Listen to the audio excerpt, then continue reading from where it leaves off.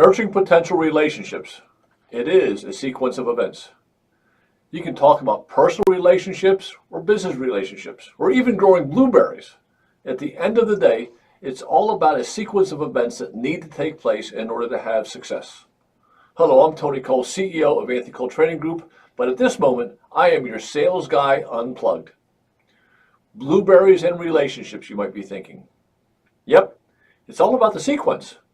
You see, blueberry bushes, just like relationships, don't just pop up overnight.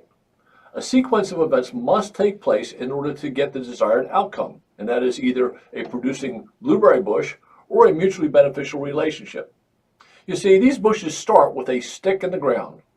When I was a kid, my mom and some of the other women on our farm in Hamilton, New Jersey, would take cuttings from other blueberry bushes and stick them into a nursery bed. After a couple of years, other workers on the farm would take these sticks that had become tiny blueberry plants and plant them into a nursery. After another 2 years, these small bushes would be planted in acres of ground so that in another 2 years, they would be harvested. During all that time, the plants were nurtured with sunshine, water, and food. My guess is your best relationships didn't go from sticks to full-grown producing blueberry bushes overnight. To switch analogies and talk about an automobile, they didn't go from 0 to 60 in 5.2 seconds. They were nurtured. There was a sequence of events that took you from the beginning to the end. This is especially more important today, especially when we talk about the stage of converting a lead to a qualified prospect. We've partnered with HubSpot to work with our own company internally and with many of our clients to get a better understanding of the sequence of events that need to take place to help prospects move along in their buying journey.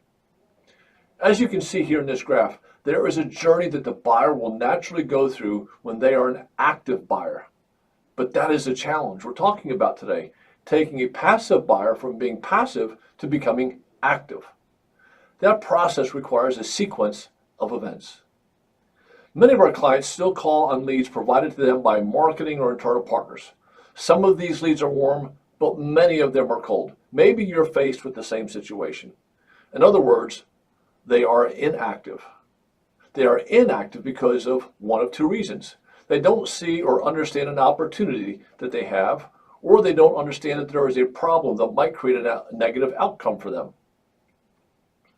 Unfortunately, many salespeople jump from the awareness stage to, do you want to buy my solution stage?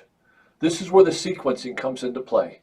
To help your lead become an active buyer, a qualified buyer, we need to nurture the relationship.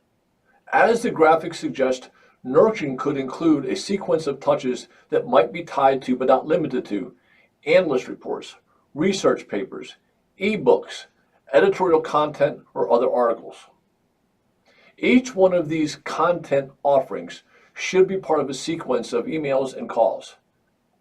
At the end, this may not be rocket science and it may not be impressionist art, but it is a combination of art and science. Thanks for tuning in to Sales Guy Unplugged, and have a perfect day.